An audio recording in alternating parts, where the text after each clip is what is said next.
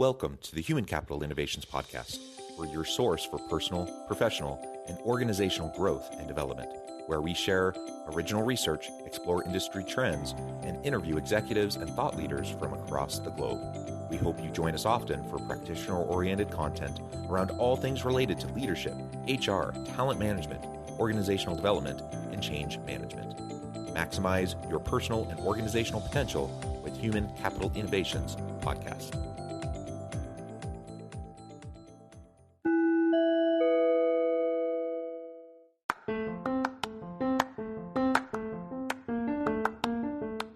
If you enjoy the Human Capital Innovations Podcast, enjoy ad-free listening by going to the Patreon page, and please consider contributing even at the producer or sponsorship level. And please leave a review. Thank you for your support.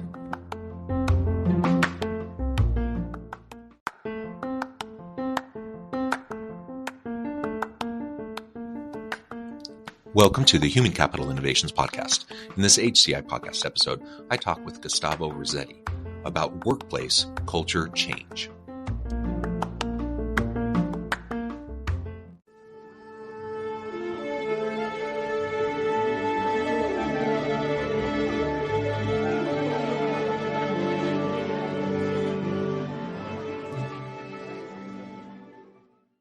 Gustavo Razzetti, welcome to the Human Capital Innovations Podcast. Hi, John. I'm happy to be here. Very excited about our conversation. Yeah, it's a pleasure to be with you today. You're joining us from Chicago. I'm south of Salt Lake City in Utah. And today we're going to be talking about workplace culture change. I love this topic. It's one I think I could talk about all day, all week, all day, every day, really, because it's so fascinating and it's so complex on the one hand, but it's also, fairly straightforward on the other.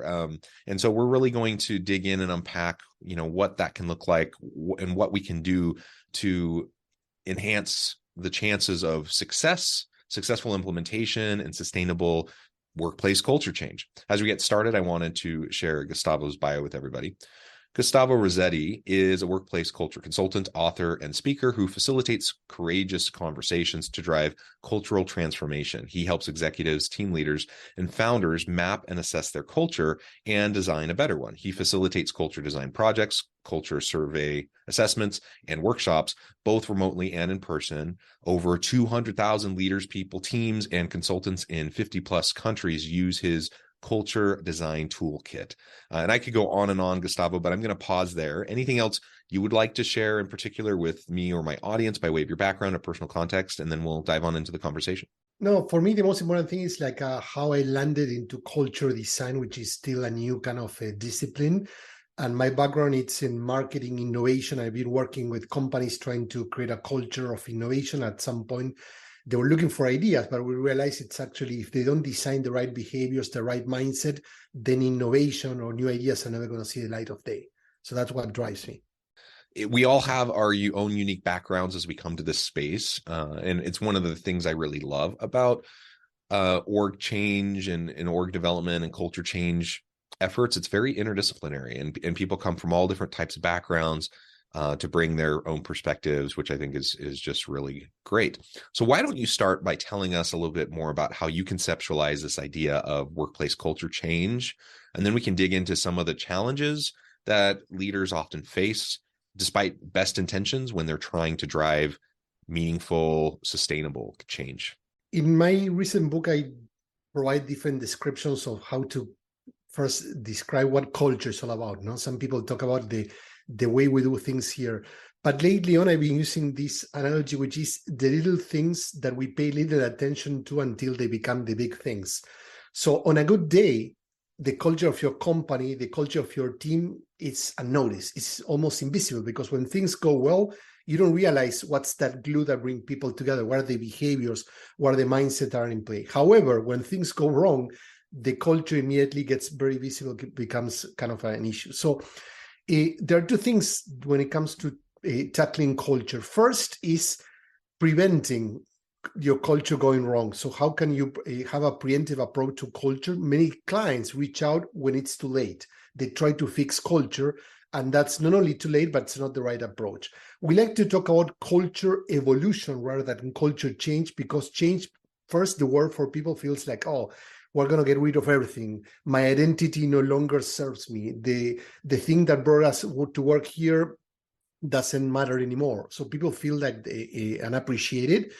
But also every company has, even the worst company, have some good and some positive elements in it. So our approach is to identify what's working, what are the things that we can or should preserve and build on, and then what are the things that we need to get rid of, and also things that probably are never going to change and need to accept. It's like I'm looking at your background. No? If you get a house or a loft and you want to recycle, well, there's usually something that you're going to maintain, and then you're going to start changing maybe the floors, the design, the colors, the lighting, but there's something that it's what brought you there. I need to make sure that you maintain it. So, I've worked with a lot of organizations in a consulting capacity. I've worked as an employee in a lot of different organizations. I'm also a researcher. So I've researched these topics in a lot of different contexts, a lot of different organizations. The reality is that any sort of change initiative has a real uphill battle to be successfully implemented, and then to actually take hold and actually make, drive the difference that was intended. It's hard for any initiative, even the simple ones. And when you get to something like culture change, that is a huge, monumental shift oftentimes that you're trying to accomplish within an organization. And I've just seen so many well-intentioned leaders, who are trying to do it the right way, really just fail. And they spend, so much time, so much energy, so much money to try to drive the change that they're going for. And then it just doesn't take, and people are resistant. And people, even if it does initially take, it slowly degrades and people end up kind of shifting back to the old status quo. That happens over and over and over again. So what would you say to any leader who's listening today on what they can do to lay the groundwork for successful implementation and meaningful, sustainable culture change, especially for those who have tried in the past and it just hasn't worked? So it probably means you're going to be a little bit more skeptical, a little bit more, concerned about how it might go if you try again. Mm-hmm. Absolutely.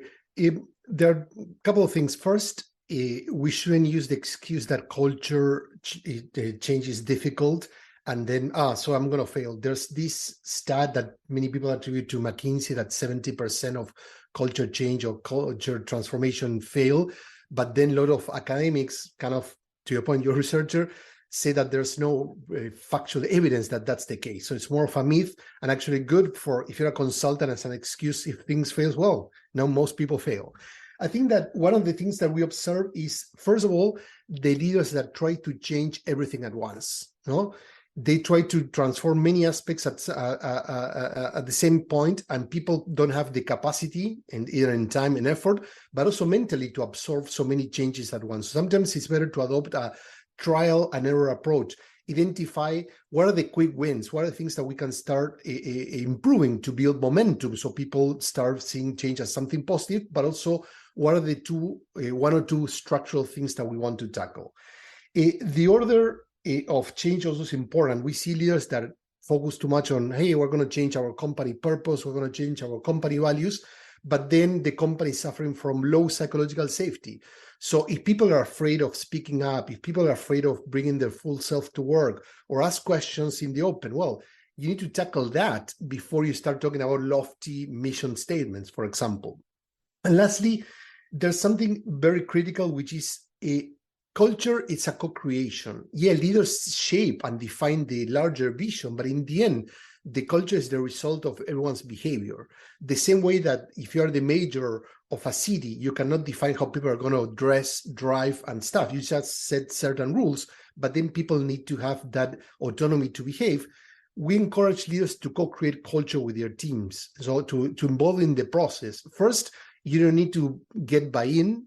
No, you don't need to sell and impose a culture, because they were part of the conversation. So either understanding where you are, involving them into defining where it has to be. Of course, in the end, leaders have the last word.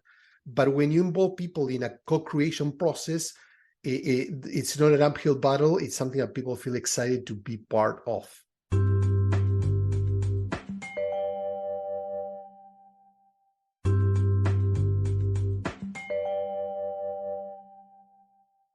Yeah, and that's really what you want, is you want people really feeling empowered, feeling energized around the changes that are happening, because they see that these things will make a difference.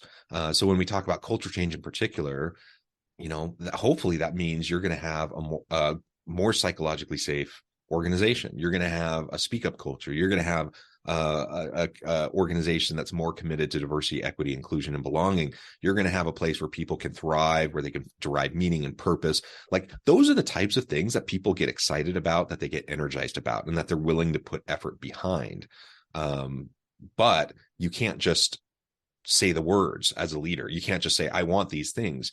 They can't just be espoused values. You actually have to put in the work to make sure that those things are that you're moving the needle, and those things are able to happen, because people are very skeptical. People have seen it over and over again, how leaders will oftentimes say the right things, but they don't walk the walk.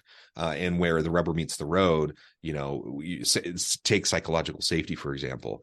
Most leaders are going to say, yeah, that's important. I want people to feel like they can challenge me and push back and provide feedback. And, that's how we get our best ideas. Most leaders will say something like that, but most leaders don't actually engage with people in a way that can foster psychological safety. And so you have to be able to do both. And as you start to do that, people do get excited, because that's the place where people want to work in those types of environments. That's the kind of place where people want to work. And so that gets people excited. The other thing that you said that I think is really, really important is, if we can shift our mindset around culture change, or any sort of change, I suppose, within organizations, from kind of a one-off intervention activity, something that's happening in this moment, and, a year from now we'll be done with change. That's not the world we live in. Like, change is constant. And so if we can if we can create a culture and a dynamic of continual learning, continual growth and development, where people can lean into and embrace agility and continual change, and that happens through the iterative process, like, people just recognize, well, we don't have to get it perfect this time. We're going to iterate. We're going to try. We're going to learn. We're going to do new things. That does a couple things. One, it lowers the stakes, right? So it doesn't, when we look at like this huge multi-million-dollar change initiative that we're putting all our effort into, it's kind of an all or nothing. Like, it either works or it doesn't work. You're betting all the money on one number. Exactly. But and that increases the stakes. That makes, that makes leaders nervous. That makes employees nervous. When you can lower the stakes, people feel like they can experiment, they can try things, they can share what they're doing, what they're learning, even if that means they quote unquote failed and it didn't work. That's the environment that will lead to, perpetual learning and agility, and the ability to adopt a learning and change culture. And in the modern world of work, I think that's what we need. We need that much more than we need the ability to do, kind of a structured change initiative, as may have been, the typical kind of approach in previous decades. Absolutely. And I think that there's two things there. First, you talk about the connecting what's in it for me. I think that leaders, even if, to your point, sometimes with a good intention, they fail to explain why are we changing, what's driving this change, but most importantly, how it's going to help people. Because in the end, culture is not about making people feel good. Culture is a driver of great work. So when you have a good culture, people are going to be excited, to your point. They're going to be happy to be there, and they're going to do their best work. And that's what the most important value of culture is. The second element you tap into, it's words versus behavior. So the role of the leaders, not only to define this is the culture we want, but they need to demonstrate it with their own behavior. So people are they're skeptical. They're going to push back. They're going to see if the leader really means what they're saying or not. And so your behavior is critical. And only then, when you start modeling the right behaviors, you can start demanding what you expect from people. Many leaders put hey, I want my people to do this, but they don't commit to changing themselves first. Yeah. And you do need to start with yourself, so you can model the types of behaviors, the types of attitudes that you want to see in the rest of your people. And that doesn't mean that you need to be perfect. I think this is another sticking point for a lot of people. They think, well, I want to model a healthy workplace culture for my team, but I don't really know what I'm doing. I'm just doing the best I can. And I spend most of my time running around with like a chicken with my head cut off, putting out fires. And I know it's not always the healthiest, and I don't always, interact with people in the best ways. Like I think most leaders recognize and are self-aware enough to know that, they're not perfect or anywhere close to it. And so it becomes a little bit overwhelming to think I can't actually drive any meaningful culture change until I figure it all out myself. And I guess my response to that would be the same as we talked about with overall organizational culture change, is that it can be iterative. Like you don't have to do it all at once.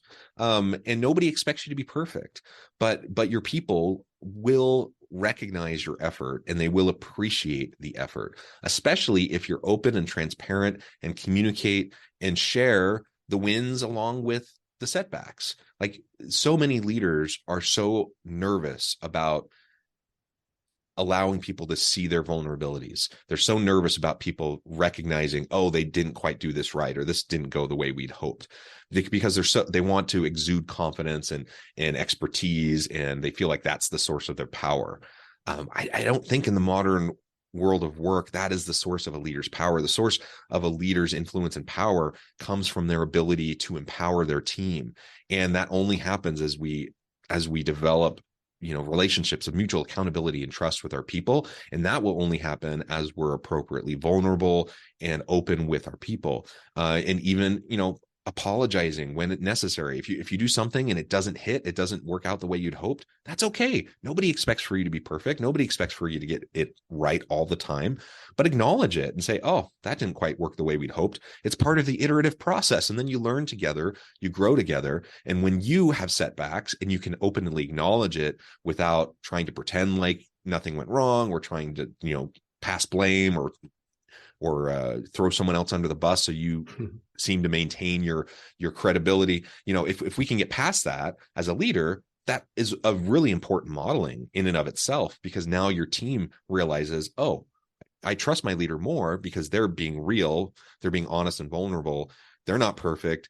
Nobody expects them to be perfect. I'm not perfect. So I'm going to try things. It may work, it may not. As long as I'm accountable and as long as I'm open about it, then and try to learn from it, then I'm good. And when you create that kind of an environment where people feel safe to try things, then you go through that iterative learning and you can accomplish so much more in even a relatively short time than you ever would, if you're waiting to reach perfection before you start the growth journey.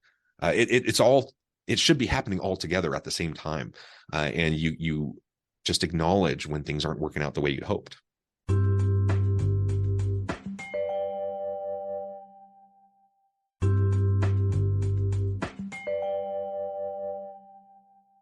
As leaders, to your point, have this perfectionist mindset that they want to move from one state to another without having to go through that journey. But definitely.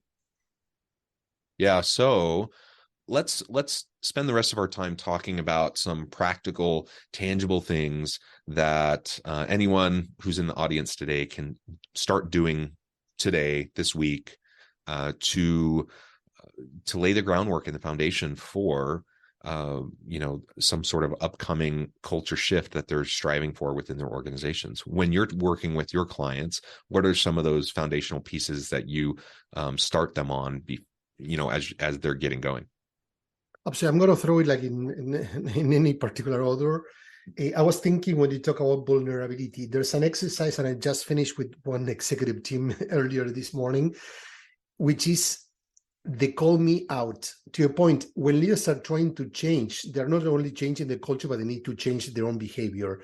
And usually they fail to do that, or they go back to how they used to. For example, a leader that is very harsh in the way he communicates and the tone he uses, etc. So he's inviting the team to, every time I'm being harsh, call me out. So that's a way of, hey, I'm committing to changing my behavior. I'm not going to default back to how I used to play. Call me out. And that's a good way to start and playing that vulnerable space. Another activity that we do, it's what are the priorities that you have? And I'm not talking business priorities, but what's the criteria that you use when push comes to shove? We have companies that say we are customer first, we're people first, we're innovation first, we're everything profit first, stakeholder first. But then when you need to make decisions, what are really the criteria? So we use these even over statements in which you need to define when push comes to shove, when there's a conflict, what's going to come first, your people or your profit, growth, a perfection, or a speed. And I think that's another exercise that creates a lot of interesting conversations, but also drives clarity because it helps people have a criteria on how they want to make decisions. So every time someone at the top, medium, or low level need to make a decision, they're going to use those priorities as the guiding kind of a light. The other thing that we do, and you mentioned the culture design canvas, which is a tool that we use, it helps map the culture. So one thing that we do is try to understand what's the real culture today, not the culture that we want, not the culture that the leaders see, right? The real one, how people experience, but also understand the gaps across different levels, across different regions. So before jumping into the design, before jumping into the new phase mode, understand where you are, what's working, what's not working, and how to integrate those gaps. Well, Gustavo, this has been a really great conversation. I think there's much more we could say, but I also note that I'll need to let you go here in a few minutes. As we start to wrap things up, I just wanted to give you a chance to share anything else specifically about your organization, your team, that you feel would be helpful for the audience as they're embarking on their workplace culture change and the shifts that they're desiring to see. And then we'll start to wrap up. Absolutely. What I can tell people is we provide like different options. So the easiest option, go to our website, which is fearlessculture.design. And we have lots of articles and free tools that you can download and start working right away, like from changing smaller behaviors to more structural kind of culture design. The second thing is I recently published a book, Remote Not Distant, that even though it focuses on the hybrid workplace, which is the new reality that many companies are tackling, there are a lot of tools and processes and insights and examples, not only from large companies, but also from unknown companies as well, that can really inspire you on your journey. And lastly, if you're looking for advice, whatever, we also do consulting work. So reach out and see what are your issues and how we can help you. Wonderful. Thank you so much, Gustavo. This has just been a real pleasure. And I really encourage my audience to reach out, get connected, check out the resources, check out what Gustavo and his team can do for you. Culture change is really important. It's the foundation. A good, positive, healthy workplace culture is the foundation of any successful organization. And as you mentioned, most organizations, most leaders will espouse, they'll say things like, we want to be a people-centric, people-first organization, but then they have policies, practices, and procedures that really undermine that intention. So it's about aligning all the structural components and the systems of the organization with those espoused values, and then just doing the simple things consistently over time to create the type of culture that you actually want. I said at the very beginning that culture change is really hard, but it's also not super complicated. Like there are some fairly straightforward things that if you just do them consistently over time, it'll make a huge, huge difference. And that's part of why it's so hard, is because people really aren't very good at consistency. And we often, especially when we hit times of struggle, when things are hard, when we're forced to meet really difficult deadlines, etc., that's where the rubber meets the road, where we really start to see how healthy our culture is. Those are the moments where we see truly who people are and how they interact with each other, and that makes it hard to be consistent. And so we just need to really work on it. We're not going to be perfect, but we can try to be a little bit better every day. If we have a goal to just do things 1% better every day, imagine how vastly improved the context of your organizational workplace and your team could be within a few months, within a year. It could be I mean, incredible. You could have such an incredible transformation just by doing simple things consistently over time. So I encourage everyone to think about that. Think about what you can do within your teams. Reach out to Gustavo and his team. And as always, I hope everyone can stay healthy and safe, that you can find meaning and purpose at work each and every day. And I hope you all have a great week.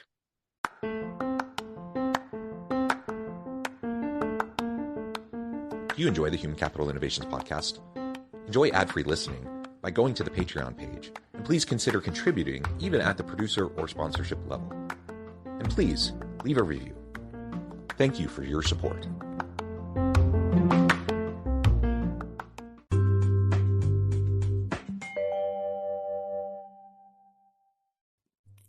Thanks again for joining us for this episode of the Human Capital Innovations podcast.